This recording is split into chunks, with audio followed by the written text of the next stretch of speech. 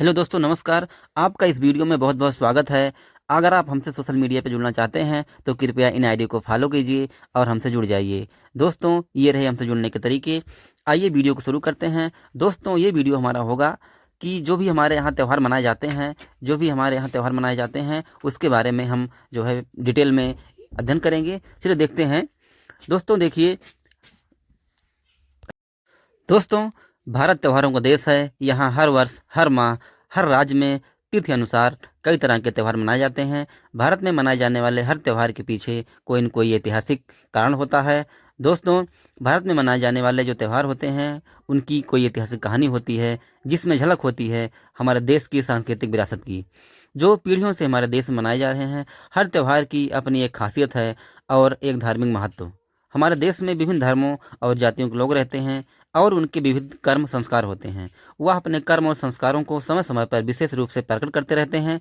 इन रूपों को हम आए दिन बड़े आयोजनों के रूप में देखा करते हैं। इस प्रकार हम धर्म में कोई न कोई उत्सव मनाए जाने की परंपरा है, जिन्हें हम वर्षों से मनाते आ रहे हैं, क्योंकि ये त्यौहार हमारे देश की संस्कृति, रीति रिवाज और परंपराओं के प्रतीक हैं। विश्व में सबसे ज़्यादा त्यौहार हमारे देश में ही क्यों मनाए जाते हैं, आइए इसका हम जो है देखते हैं। त्योहार का शाब्दिक अर्थ है प्रतिवर्ष किसी निश्चित तिथि को मनाए जाने वाला कोई धार्मिक या सांस्कृतिक उत्सव।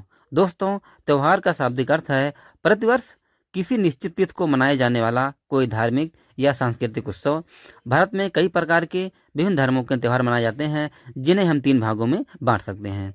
पहला दोस्तों धार्मिक त्यौहार, दूसरा है राष्ट्रीय त्यौहार और तीसरा है मौसमी त्यौहार। आइए देखते हैं धार्मिक त्यौहार के बारे में। धार्मिक त्योहारों के अंतर्गत किसी विशेष धर्म के त्यौहार आते हैं, जिनमें देवी देवताओं या किसी पौराणिक कहानी के मान्यता अनुसार ये त्यौहार मनाए जाते हैं, जैसे दीपावली, होली, रक्षाबंधन, दशहरा, बसंत पंचमी, बुद्ध पूर्णिमा, क्रिसमस, ईद आदि। दोस्तों, अब हम वीडियो को एक एक करके डिटेल में अध्ययन करेंगे। देखिए, पहला हमारा है दीपावली। दीपावली यानी दीपों का त्यौहार। यह भारत में मनाए जाने वाले प्रमुख त्योहारों में सबसे बड़ा त्यौहार है। इसे मनाए जाने के पीछे एक पौराणिक कहानी है। हिंदू धर्म के सबसे प्रमुख ग्रंथ रामायण के अनुसार इस दिन भगवान श्री राम 14 वर्ष का वनवास पूरा करके अपने भाई लक्ष्मण और पत्नी सीता के साथ भक्त हनुमान को लेकर सकुशल अयोध्या वापस लौटे थे, जिसकी खुशी में यह त्यौहार मनाए जाते हैं। माना जाता है कि राम जी के अयोध्या लौटने की खुशी में अयोध्यावासियों ने पूरी नगरी को साफ सुथरा कर फूलों से सजाया था और घी के दीपक जलाए थे। हिंदू कैलेंडर अनुसार दीपावली हर वर्ष कार्तिक माह की कृष्ण पक्ष की अमावस्या को मनाई जाती है। यह कुल 5 दिनों का त्यौहार होता है, जिसमें पहले दिन धनतेरस, दूसरे दिन नरक चतुर्दशी, तीसरा दिन मुख्य दीपावली का दिन, चौथे दिन गोवर्धन पूजा और 5वें दिन भाई दूज मनाते हैं। इसकी तैयारियां 10 दिन से पहले शुरू हो जाती हैं। लोग अपने घरों की रंगाई पुताई और सफाई करने लगते हैं। माताएं बहनें विभिन्न तरह के पकवान मिष्ठान बनाती हैं और बच्चे पटाखे फोड़ते हैं। दिवाली की रात को माँ लक्ष्मी की पूजा की जाती है और घर के बाहर दीपक जलाए जाते हैं। नेक्स्ट है दोस्तों हमारा त्यौहार होली। होली रंगों का त्यौहार। होली भारत का दूसरा सबसे बड़ा त्यौहार है। पौराणिक मान्यता के अनुसार इस दिन भगवान विष्णु ने अपने भक्त प्रहलाद की रक्षा के लिए राक्षसनी होलिका का दहन किया था। दरअसल होलिका को एक वरदान प्राप्त था कि उसे अग्नि नहीं जला सकती, और इसी का गलत फायदा उठाकर वह भगवान विष्णु के परम भक्त प्रहलाद की हत्या के लिए उन्हें गोद में लेकर अग्निकुंड में बैठ गई। किंतु जब भगवान विष्णु के भक्त पर आन पड़ी तो होलिका का यह वरदान विफल हो गया और विष्णु भक्त प्रहलाद अग्नि की लपटों से बच गए, जबकि होलिका उसमें जलकर राख हो गई। इसी वजह से प्रतिवर्ष बुराई पर अच्छाई की विजय के उपलक्ष्य में होली का त्यौहार मनाया जाता है। हिंदू कैलेंडर अनुसार होली फाल्गुन माह की पूर्णिमा को मनाई जाती है। होली के एक दिन पहले रात्रि के समय लोग लकड़ियों को एकत्रित करके होलिका दहन करते हैं, उसकी पूजा करते हैं और सुबह रंग गुलाल खेलते हैं। घरों में कई तरह के मिष्ठान, विशेष रूप से गुजिया बनाए जाते हैं और बच्चे दिन भर रंगों की धूम मचाते हैं। नेक्स्ट है दोस्तों दशहरा। दशहरा यह भी भारत के प्रमुख बड़े त्योहारों में से एक है। हिंदू पौराणिक ग्रंथ रामायण के अनुसार इसी दिन भगवान श्री राम ने रावण का वध किया था और सीता माता को उसकी कैद से आज़ाद कराया था। हिंदू कैलेंडर के अनुसार दशहरा अश्विन माह के शुक्ल पक्ष की दशमी को मनाया जाता है। इस दौरान जगह जगह मेले का आयोजन होता है। मैदानों में रावण के पुतले जलाए जाते हैं। कई जगह रामलीला का मंचन किया जाता है, जिसमें पहले दिन मेघनाथ, दूसरे दिन रावण के भाई कुंभकर्ण, अंतिम विजयादशमी के दिन रावण के पुतले का दहन किया जाता है। यह त्यौहार हमें संदेश देता है कि बुराई चाहे कितनी भी ताकतवर क्यों ना हो, अच्छाई के सामने टिक नहीं सकती। रावण बहुत शक्तिशाली बुद्धिमान था, उसकी नाभि में अमृत भी था, फिर भी उसके अभिमान की वजह से उसका अंत हुआ। दशहरे को बुराई पर अच्छाई की विजय के सबसे बड़े त्यौहार के रूप में मनाया जाता है, इसलिए दशहरे को विजयदशमी भी कहते हैं। नेक्स्ट है दोस्तों हमारा प्यारा सा फेस्टिवल रक्षाबंधन। श्रावण माह की पूर्णिमा को मनाया जाता है। यह भाई बहनों का त्यौहार है। इस दिन बहनें अपने भाई की कलाई पर राखी बांधती हैं और बदले में भाई जीवन भर उनकी रक्षा करने का वचन देते हैं। इस दिन बहनें मिष्ठान बनाकर भाइयों को खिलाती हैं। भाई अपनी बहनों के लिए तोहफे या पैसे उपहार में देते हैं। कई लड़कियां अपने पिता को या पेड़ को राखी बांधती हैं तो कुछ किसी को अपना गुरु भाई बना लेती हैं। कुछ वर्षों से एक नया प्रचलन सामने आया है। महिलाएं भारतीय सेना के सैनिकों को राखी बनाकर कुरियर करती हैं, जिससे कि सैनिकों का मनोबल बढ़े और वो दोगुने उत्साह के साथ देश की रक्षा के लिए तत्पर रहें। नेक्स्ट है दोस्तों हमारा क्रिसमस का त्यौहार, जो अभी 25 दिसंबर को बीत चुका।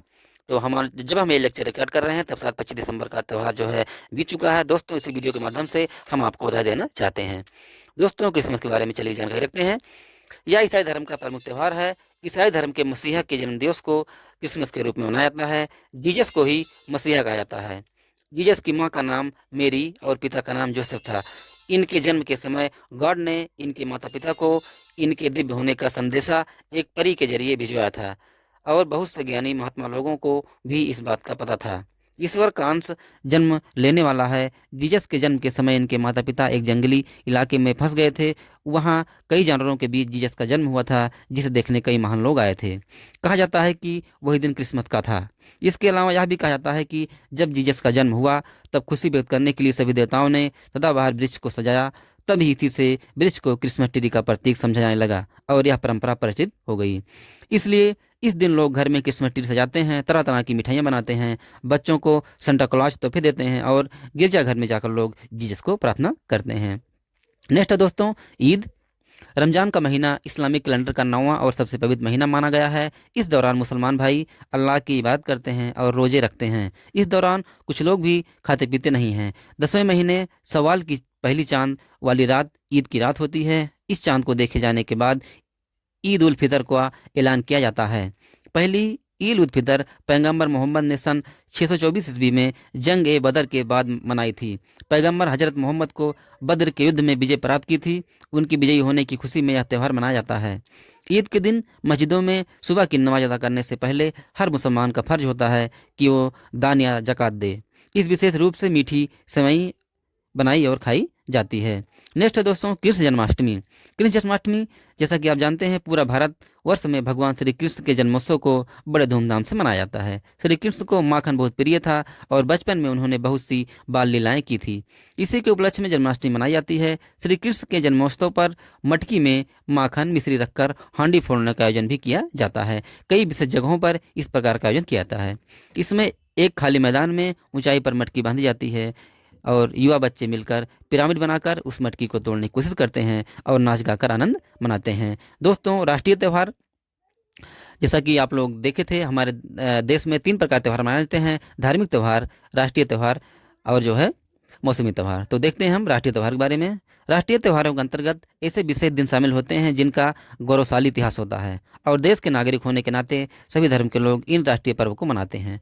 जैसे 15 अगस्त को स्वतंत्रता दिवस, 26 जनवरी को गणतंत्र दिवस, 5 सितंबर को शिक्षक दिवस, 14 नवंबर को बाल दिवस, 2 अक्टूबर को अहिंसा दिवस या गांधी जयंती, 31 अक्टूबर को राष्ट्रीय एकता दिवस आदि मनाते हैं। आगे देखते हैं दोस्तों स्वतंत्रता दिवस के बारे में। स्वतंत्रता दिवस जैसा कि आप लोग जानते हैं 15 अगस्त सन 1947 को आधी को हमारा देश भारत अंग्रेजों की गुलामी से आज़ाद हुआ था। इसी के उपलक्ष्य में प्रतिवर्ष स्वतंत्रता दिवस मनाया जाता है। जगह जगह देशभक्त गीत गाते जाते हैं और झंडा फहराया जाता है ताकि लोगों में देशभक्ति की भावना जागृत रहे। नेक्स्ट है दोस्तों गणतंत्र दिवस। 26 जनवरी 1950 को हमारा संविधान लागू हुआ था। संविधान अर्थात नियमों और कानूनों का संकलित लेख। किसी भी देश को चलाने के लिए कुछ नियम और कानूनों की आवश्यकता होती है ताकि समाज में न्याय व्यवस्था को बनाए रखा जा सके। इसी उद्देश्य से हमारे देश के बुद्धिजीवियों ने संविधान तैयार किया था। इसी दिन प्रतिवर्ष नई दिल्ली में इंडिया गेट पर वीटिंग दी स्ट्रीट परेड का आयोजन होता है। तीनों सेना के जवान सौर प्रदान करते हैं। नेक्स्ट है दोस्तों मौसमी त्यौहार। भारत एक कृषि प्रधान देश है। यहाँ की 70% से अधिक जनसंख्या खेती पर निर्भर है और इसी वजह से यहाँ के किसान धरती को अन्न की देवी माता मानते हैं और हर मौसम में नई फसल आने पर उत्सव मनाते हैं। जैसे पंजाब में लोहड़ी, दक्षिण भारत में पोंगल, असम में बिहू। देखते हैं दोस्तों लोहड़ी के बारे में, आइए सीखते हैं। लोहड़ी मकर संक्रांति की पूर्व संध्या पर पंजाब में लोहड़ी का त्यौहार मनाया जाता है। यह पौष माह के अंतिम दिन मनाते हैं। इस उत्सव के दौरान रात में लकड़ियों का ढेर इकट्ठा कर उसे जलाया जाता है और पूजा की जाती है। महिलाओं का और पुरुषों का समूह मिलकर गिद्दा और भांगड़ा करते हैं। यह त्यौहार कृषि की अच्छी उपज के लिए ईश्वर को धन्यवाद देने हेतु मनाया जाता है। नेक्स्ट है दोस्तों पोंगल। पोंगल तमिलनाडु के प्रमुख त्योहारों में से एक है। इस दौरान लोग चावल, दूध और गुड़ की खीर बनाते हैं जिसे पोंगल कहते हैं। भगवान को इसका भोग लगाया जाता है। गाय और बैलों की पूजा की जाती है। इसी दिन तमिल नववर्ष की शुरुआत भी होती है। नेक्स्ट दोस्तों ओणम। ओणम केरल का एक प्रसिद्ध त्यौहार है। केरल में खेतों में नई फसल की उपज के उत्सव में के रूप में मनाया जाता है। ओणम का पर्व, इस दौरान लोग घर के बाहर फूलों की रंगोली बनाते हैं और पारंपरिक नृत्य करते हैं। नेक्स्ट है दोस्तों बिहू। बिहू असम का सर्वाधिक लोकप्रिय त्यौहार है। बिहू असम के कृषक समुदाय द्वारा मनाया जाता है। आगे देखते हैं दोस्तों इसी कड़ी में पूर्वोत्तर भारत के प्रमुख त्यौहार। पूर्वोत्तर भारत के प्रमुख त्योहारों में क्या क्या है देखते हैं। भारत का पूर्वी क्षेत्र असम, अरुणाचल प्रदेश, मेघालय, मणिपुर, त्रिपुरा, नागालैंड। मेघालय को 7 बहनों के रूप में जाना जाता है।